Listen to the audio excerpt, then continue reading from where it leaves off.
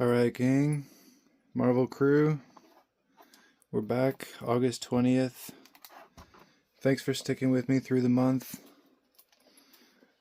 as we pop open all this product. As we get our Marvel on. As we get our Marvel on. Marvel on, singing the song, Marvel on. I wonder what I'll get today. I wonder if I'll get Jean Grey. I wonder what I'll get today. I wonder what I'll get today. Alright, let's do it, guys. Pop, pop, pop, pop that box. I don't think anyone really appreciates my freestyle rapping. But I'm gonna do it anyway. I'm gonna freestyle rap like every day. When I open Marvel boxes, they'll say, wow, Andy J's got so many cards. You should open up a card store.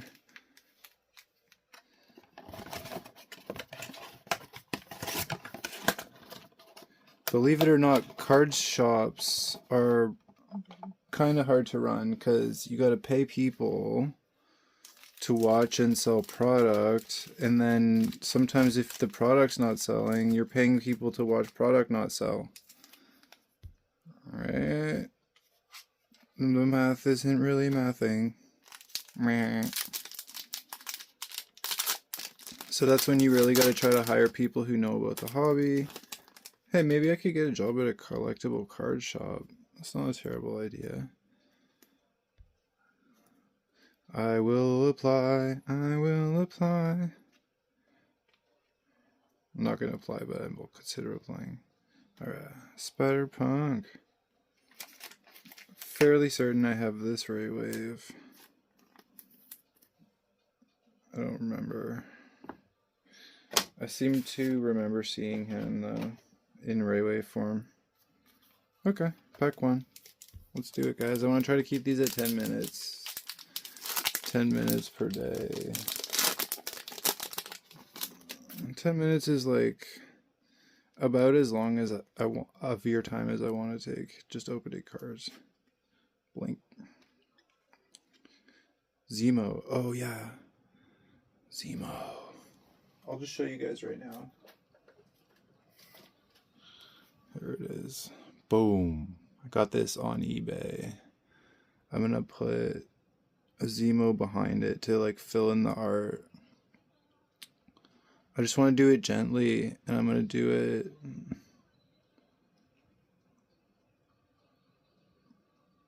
It actually doesn't have that cool of an effect, but I got this on eBay. This is one of my low LE. This is my lowest LE Claude card, and one of my lowest LE cards. 4 to 5 Baron Zemo Claude.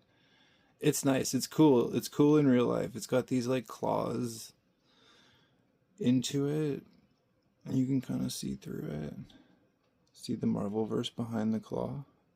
So yeah, it's kind of cool. It's just a low LE card. I'll show you guys more of the low LE cards as I feel the need to show you them.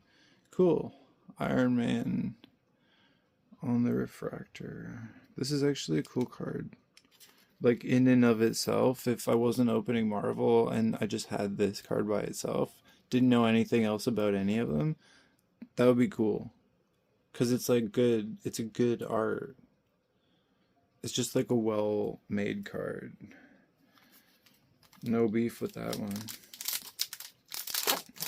Alright guys, what are you listening to today? What are you doing today, guys?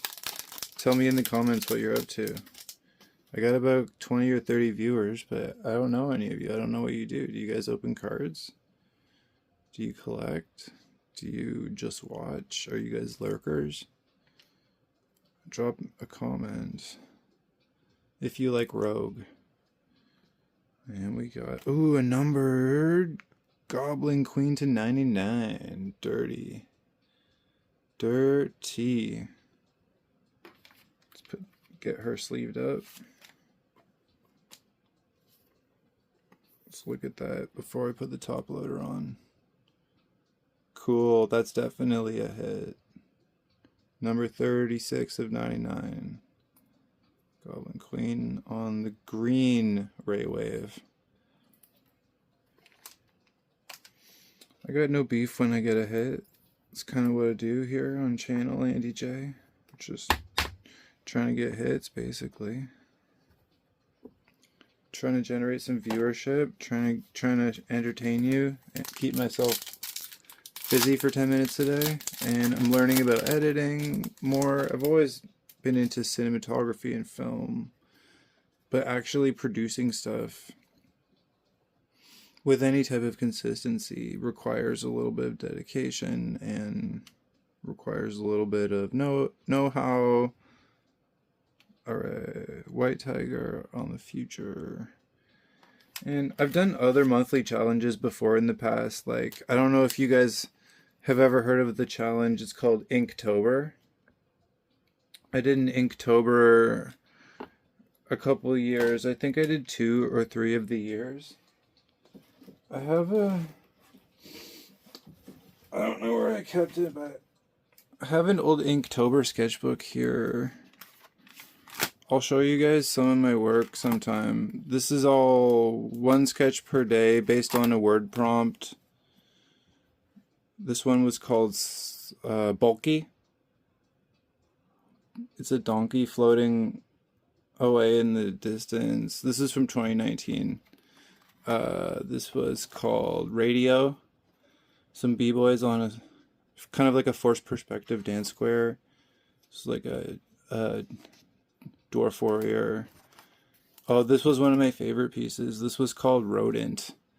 I did like a Rat King cross where like the tails formed the shape of the body and also were intertwining. That was a fun one. Rat King. Oh, this was one of my favorite illustrations. It was called Teeth, and it's like a Shiva tooth deity with like toothpaste and a toothbrush and floss, standing on a tooth, smiling. This was really fun to make. Throw. I was kind of just banging these out that year. Hope. The pregnant lady and an acorn seed. A lot of symbolism on this year. That was kind of a wash. There was a few here that I just like rushed through. This is supposed to be a dragon eye. Oh yeah, this one's one of my favorite. Armor. Suit of armor holding an ink pen, standing in front of the letter A. It's just a house plant that I have. Oh cool, a rocket. Yeah, some of these I've forgotten I'd completely drawn. I've forgotten I'd even drawn them. It was just a fun exercise. This is like coral, looking up underwater at the scuba diver. This was really fun one. I pulled a whole bunch of references of coral, and actually kind of hard to get that effect. This was one called Sleep. There's like some dwarves sleeping and fishing on the riverbank. Chef. Obviously, chef holding his own head, serving it to you. A little creepy. Oh yeah, these are Halloween themed, by the way. This was all in October of that year. Dig. This is an elf I drew named Buddy. A little guy hiding in some reeds. Oh, that was fun. A disco zombie in a forest. Here lies punk, here lies disco. Disco ball. That was fun. The word was music. Huh. Little shoe. This is a self-portrait with a bat behind me. Weird. And then this I drew. Oh, this was an illustration I did on November 1st for. It's called The Brooding Soldier, the St. Julian Memorial in Belgium, honoring the Canadians of World War I. That was actually an extremely technical illustration. And then, yeah, I think that's about where this book ends. Huh, I should get back into illustration. Alright. Let's crack these packs.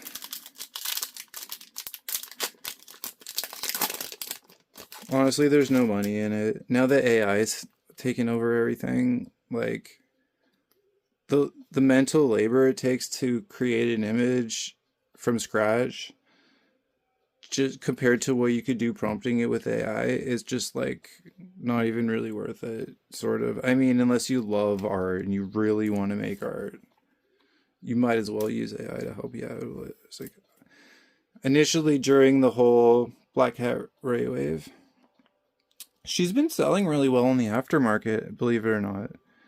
Just nice art, I think.